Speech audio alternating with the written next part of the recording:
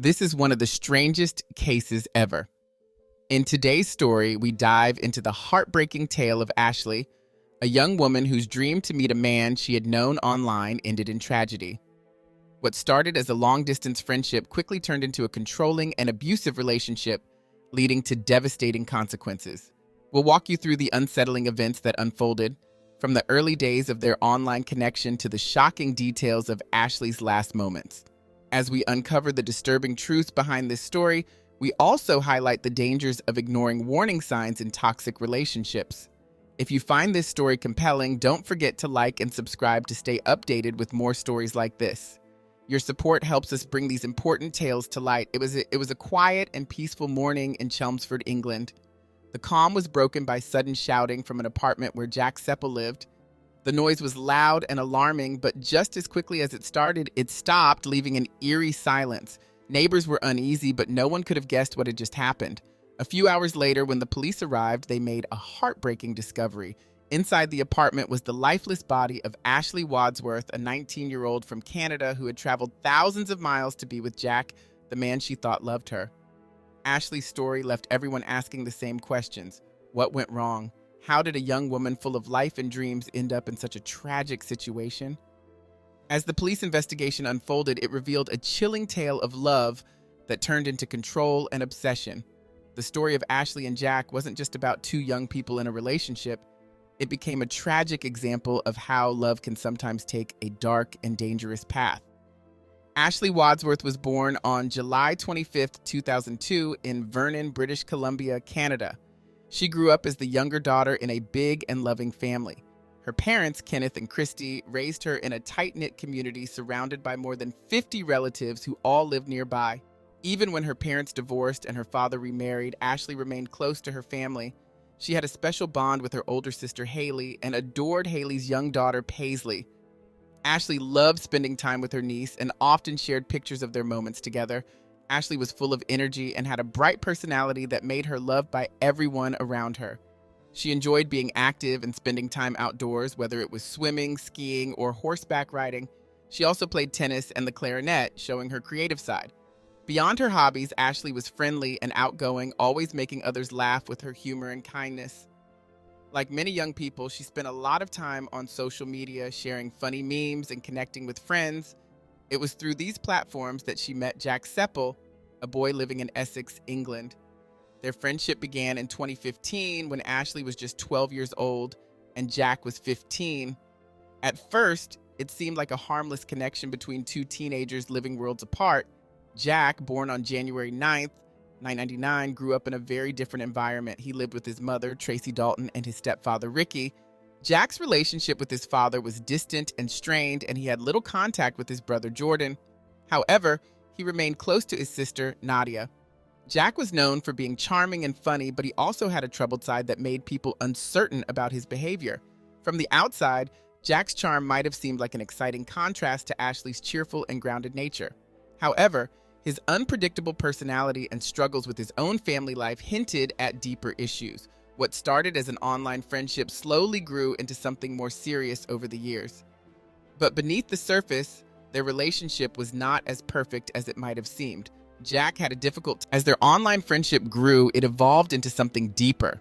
The text-based conversations turned into video calls, allowing them to feel closer despite the distance.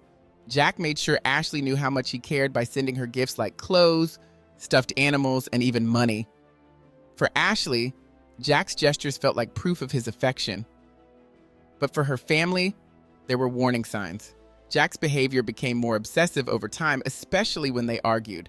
Ashley would sometimes block him, hoping to get some space, but Jack would always find a way to contact her again, whether by creating new accounts or asking mutual friends for help.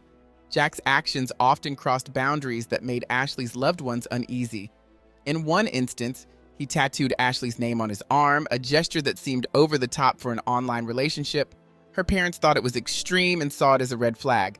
Jack's controlling nature also started to show in other ways.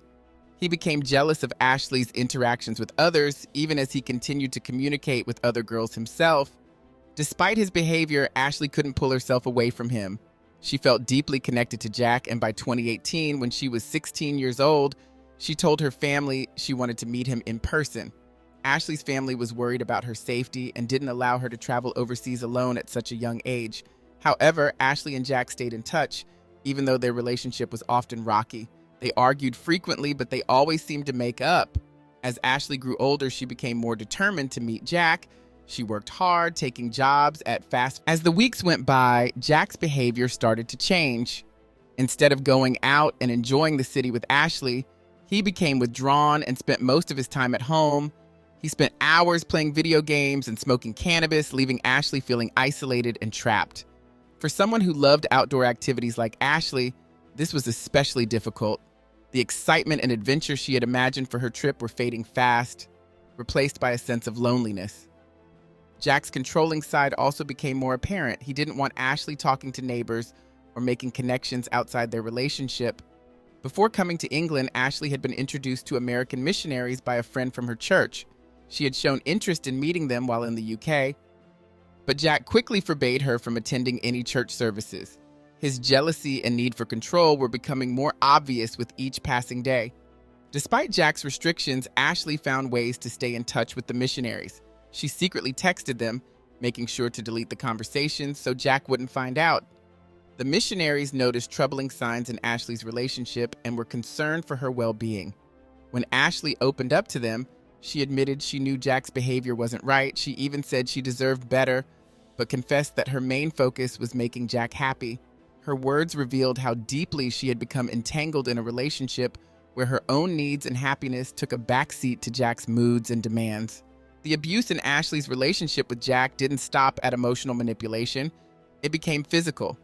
About 6 weeks after Ashley arrived in England, Jack texted his mother in a fit of guilt, admitting he had hit Ashley during a jealous outburst. He was enraged after discovering that Ashley had blocked 2 British phone numbers years before they had even met in person. Despite this violent act, Ashley continued to project an image of happiness on social media. Secretly, though, she was documenting her injuries by taking photos and saving them to a private account. Ashley confided in her older sister Haley about what was happening. She told Haley about Jack's behavior and the bruises she had suffered, but she begged her not to share this information with their mother. Ashley was afraid that her family would hate Jack and that it would create an even bigger rift. In December 2021, the situation took an even darker turn when Jack attempted suicide by overdosing on anxiety medication. Ashley, terrified and unsure of what to do, called an ambulance. Jack was taken to the hospital where he received treatment and survived. After Jack's suicide attempt, Ashley's role in his life shifted. She was officially named as his caregiver, a responsibility that added more weight to her already overwhelming situation. A nurse provided Ashley with a lockbox for Jack's medication, which she was tasked with managing to prevent further incidents. Haley eventually let their mother know what was happening, and their mother pleaded with Ashley to come home, but Ashley refused, insisting that Jack could change and that things would get better with time and patience. In early January 2022, another violent episode shattered any sense of progress. During a heated argument, Jack smashed a beer glass over Ashley's head. Hurt and shaken, Ashley turned to Haley for support, video calling her in tears while she cleaned up the broken glass. In the background, Haley could see Jack pacing around, shouting angrily. Haley begged her sister to leave Jack and come back to Canada, but Ashley didn't listen. A few days later, on January 9th, Jack celebrated his 23rd birthday as though nothing had happened. He was surrounded by his family, with Ashley by his side playing the role of a supportive partner despite everything. Shortly after his birthday, Jack's mother and stepfather planned a family trip to Rye, a quiet coastal town, hoping it would help ease tension. One night during an argument, Jack physically attacked Ashley once more. He threw a candle and a television remote at her, injuring her while she was on a video call with Haley. Distraught, Haley once again begged Ashley to leave Jack and come home. Initially, Ashley agreed, but she later changed her mind. Deep down, she still held on to the hope that the kind and charming boy she had fallen in love with all those years ago was still there. She believed that her love, Jack's medication, or even time itself could fix the brokenness in their relationship. Conversations with her mother suggested that even Jack was aware of the toxic cycle they were trapped in, but his moments of guilt were fleeting. and the abuse continued. Jack's behavior became more unpredictable and dangerous as his jealousy spiraled out of control. He often accused Ashley of being disloyal, lashing out at her in fits of rage, only to follow up with tearful apologies and promises to change. While he occasionally showed guilt for his actions, it wasn't enough to stop the turmoil building within their relationship. By February 1st, 2022, tensions had reached a breaking point. That morning, Jack's anger exploded once again. He accused Ashley of sneaking behind his back to meet other people, demanding to see her phone and social media accounts to confirm his suspicions. Around 8 a.m., Jack's yelling escalated, and one of his neighbors heard Ashley screaming through the thin wall they shared. Shortly after, Ashley appeared at the neighbor's door. She was barefoot, visibly shaken, and bleeding from a cut on her hand. Tears streamed down her face as she explained what had happened. Jack had flown into a rage after finding a photo of a naked woman on her phone. Despite Ashley's attempts to explain, he assumed the picture was linked to someone she knew and accused her of betrayal. Jack's outburst had quickly turned violent. He smashed Ashley's phone, verbally berated her, and even threw their puppy, Winston, against the wall in his fury. Terrified and unsure of what to do, Ashley pleaded with the neighbor not to call the police. She was frightened of what Jack might do if he found out. Reluctantly, the neighbor agreed but encouraged Ashley to come with her to a medical appointment as an excuse to leave the apartment, and Ashley refused, determined not to abandon Jack despite the danger she faced.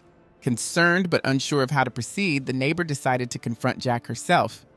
When she approached him, Jack was calm and even apologetic for his earlier behavior, convincing her that everything was under control. Satisfied for the moment, the neighbor left for her appointment, though unease lingered in her mind. Not long after, another neighbor, Lucy, arrived at Jack's door with a package that had been delivered to the wrong address. Jack barely opened the door to take it, offering only a brief acknowledgement before shutting it again. Lucy thought his behavior was odd, but she dismissed it as part of his aloof nature. Meanwhile, Ashley used Jack's phone to contact her family back in Canada. It was midnight in Vernon, and her mother answered, already aware of the abusive situation after Haley had finally shared the truth. Concerned for her daughter's safety, Ashley's family immediately took action and booked her a flight home for February 3rd. When Ashley told Jack about her plans to leave, he initially resisted, but eventually agreed to take her for a COVID-19 test and drive her to the airport. For Ashley's family, this seemed like a step toward resolution, but they remained deeply worried. Her mother urged Ashley to go straight to the airport if Jack became violent again, and warned Jack directly that she would contact the police if Ashley was harmed in any way. Meanwhile, Haley reached out to Jack's mother, Tracy, hoping she could help defuse the situation. However, Tracy was preparing to leave on a trip and unable to intervene, leaving Ashley to navigate this dangerous situation on her own. As Ashley's departure date approached, her family tried to remain hopeful that she would soon be safe. However, the escalating tension and Jack's erratic behavior painted a much darker picture. Ashley clung to the idea of leaving without causing further conflict, but Jack's pattern of violence and control made every moment a risk. Despite her bravery and determination, the events that followed would show how quickly hope could turn into tragedy. Before ending her call with Haley, Jack's mother voiced a chilling concern. She feared Jack might harm himself after Ashley left. Ashley's call with her family lasted about 3 hours, during which she shared her plans to return home and sought comfort from her loved ones.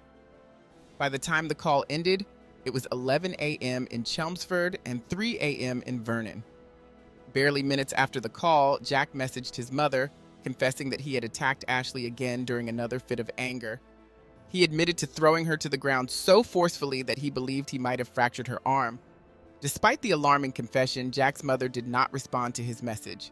Between 11:22 a.m. and 12:38 p.m., Ashley managed to send a series of messages to her family and friends back in Canada using Jack's phone. In these texts, she expressed her desperation and fear, pleading for someone to reply. However, the time difference worked against her, and none of her loved ones were awake to respond. In addition, Ashley reached out to members of her church community in Chelmsford, describing the situation as an emergency and begging for help. Tragically, the messages to her church friends were delayed due to poor connectivity, and they did not send until much later, far too late to make a difference. Sometime between 12:38 and 12:45 p.m., Jack's jealousy and anger erupted into a horrifying act of violence. He strangled Ashley until her body went limp, suffocating the young woman who had come halfway across the world to be with him. But his rage didn't stop there. He went to the kitchen, retrieved a knife, and inflicted over 90 stab wounds to her chest and abdomen. The brutality of the attack was unimaginable, leaving no doubt about the depth of his fury and instability. After committing this gruesome act, Jack shockingly returned to his normal routine as though nothing had happened. Displaying a deeply disturbing detachment, Jack continued with his day. He sat down to play video games as if nothing was wrong and even updated his social media profile. He changed his profile picture to one of him and Ashley, captioned with the chilling words, "Always mine." At some point, Jack recorded a video message addressed to Haley in which he professed his love for Ashley and apologized for what he had done. He claimed he couldn't let her go and blamed his actions on his deteriorating mental state. The video was haunting not only because of Jack's words, but also because Ashley's lifeless body. To further distort the narrative, Jack inflicted superficial wounds on his own chest, likely in an attempt to fabricate a story of self-defense. Meanwhile, across the ocean in Vernon, Ashley's family awoke to a series of frantic messages she had sent hours earlier. Alarmed by her words, they immediately reached out to one of Ashley's friends in Chelmsford, asking him to check on her. The friend went to Jack's apartment, but after receiving no response at the door, he called the police and left. It was around 4 p.m., and the weight of the situation was only just beginning to unfold. At the same time, one of Ashley's best friends in Vernon noticed activity on her social media account and messaged her in a panic. To her horror, it wasn't Ashley who responded. It was Jack, pretending to be her. He claimed that everything was fine and that Ashley no longer needed help. This chilling deception added another layer to the tragedy, as it delayed the realization of the horrific events that had occurred. Even as Ashley's family and friends tried desperately to intervene, Jack maintained his cruel facade, prolonging their agony. As the hours passed, Jack continued to ignore the desperate messages from Ashley's family and friends, who were growing increasingly frantic. Their concern turned into panic as they received no responses, and they began to fear the worst. Eventually, Jack broke his silence, not to her family, but to his sister, Nadia. During a shocking phone call, he confessed to killing Ashley and went so far as to show her Ashley's lifeless body through a video call. Nadia was horrified, but it was already too late to save Ashley. At 4:13 p.m., police arrived at Jack's apartment in response to a call from one of Ashley's friends in Chelmsford. When officers entered the residence, they were met with a gruesome scene. The once cheerful and vibrant young woman from Canada had been brutally murdered in what was now a crime scene of unspeakable violence. For the officers, it was a chilling end to a relationship that had spiraled into horror. Across the world in Vernon, Ashley's family remained in a state of growing dread. Reading her earlier desperate messages and receiving no replies, Haley was convinced that her worst fears had come true. Jack's troubling behavior had a long and documented history, one that shocked Ashley's parents when it came to light during the court proceedings. Years before meeting Ashley, Jack had engaged in disturbing and abusive actions. After a breakup with a former girlfriend, Jack retaliated by hacking into her social media accounts and publishing explicit images of her. His actions led to a restraining order against him. However, Jack ignored the legal boundary and contacted her again online just a month later. His disregard for rules and boundaries became a pattern, one that foreshadowed the manipulation he would later employ in his relationship with Ashley. In 2014, his troubling tendencies extended to his own family. During an argument with his mother about his Xbox, Jack physically assaulted her, pushing her to the ground and tearing a door off its hinges. His aggression didn't stop there. By March of the same year, he violated the restraining order a second time, sending a social media request to the same girl he had previously harassed. Even after the restraining order expired in 2017, Jack wasted no time resuming contact, sending a message within minutes.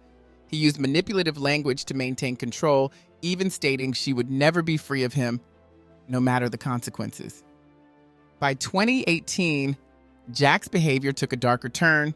He served time in a juvenile detention center, following an incident where he cut his arm and damaged property during an altercation with his mother. Despite the restraining order issued for her protection, Jack breached it later that year, displaying a complete disregard for legal boundaries. In another incident, he broke into an assisted living facility and received a 21-day prison sentence. These escalating acts of violence and defiance painted a clear picture of Jack's dangerous tendencies and his inability or refusal to control his behavior. Jack's violent streak continued into 2020 when he was accused of false imprisonment, assault, and coercive control after trapping a woman in his home. Though charges were eventually dropped because the victim did not appear at the trial, the court still issued a restraining order against him. Later that year, another relationship ended in violence. Jack became increasingly controlling, choking the woman and locking her in his home. She managed to escape, but no charges were filed. These patterns of control, manipulation, and violence. With the help of a crowdfunding campaign organized by Ashley's family, her remains were brought back to Canada. The campaign had received hundreds of generous donations, which made it possible for the family to bring Ashley home and give her a proper farewell. Her funeral took place on February 23, 2022, and was live-streamed to allow people from around the world to participate. After covering the funeral expenses, the family donated the remaining funds to a scholarship foundation and a domestic violence support organization in Ashley's memory. At the funeral service, those who knew Ashley spoke lovingly about her vibrant personality and adventurous spirit. They remembered her as someone who embraced life with enthusiasm and brought joy to everyone around her. She had a deep love for nature and an infectious sense of humor that could brighten even the darkest days. Her family found solace in these memories, though the ache of her absence remained ever present. In the months following the tragedy, Ashley's sister Haley shared how the family began noticing strange occurrences, which they interpreted as signs from Ashley. Doors would open and close on their own, and lights would flicker for no apparent reason. Haley found comfort in these moments, believing her sister was sending them messages from above. These small, mysterious events brought a sense of connection to Ashley's spirit, even in her absence. After the trial, Ashley's father raised an important concern about the lack of accessible information regarding Jack's violent history. He revealed that the family had searched Jack's name online before Ashley's trip, but found nothing alarming. This troubling realization led him to question where the line should be drawn between protecting someone's privacy and ensuring public safety.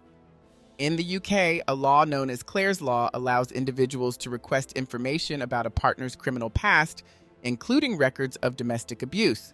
The law also grants police the authority to disclose such information proactively. Ashley's father wondered whether greater awareness and accessibility to such tools might have changed the course of events and spared Ashley from her tragic fate. Although Clare's Law offers a chance for individuals to learn about a partner's history of abuse, the process can be slow and does not guarantee disclosure. Ashley's mother deeply regretted not knowing about this law before her daughter's trip.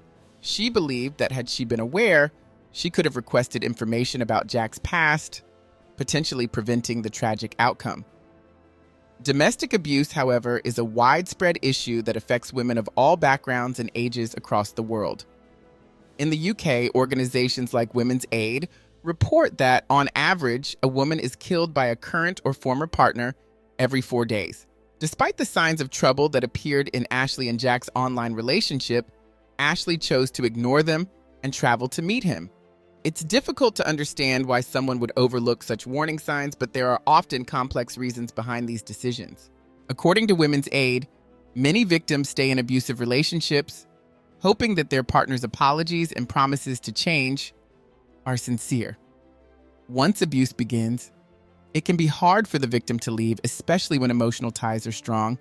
For Ashley, despite the red flags, she believed Jack had a good heart and that her love could help him change. Tragically, by the time she realized the danger she was in and tried to distance herself, it was already too late. The tragic story of Ashley Wadsworth serves as a powerful reminder of the dangers that can lie hidden behind seemingly innocent online relationships. It shows how emotional manipulation, jealousy, and control can slowly escalate into something far darker, with devastating consequences. No one should ignore the red flags of abuse, and it's important to recognize the signs before it's too late. Thank you for joining us to hear Ashley's story. If you found this video eye-opening, please give us a thumbs up, leave a comment, and subscribe for more stories that shine a light on the complexities of relationships and the risks involved. Your support means a lot to us and helps us continue sharing important stories. Stay aware, stay safe, and we'll see you next time.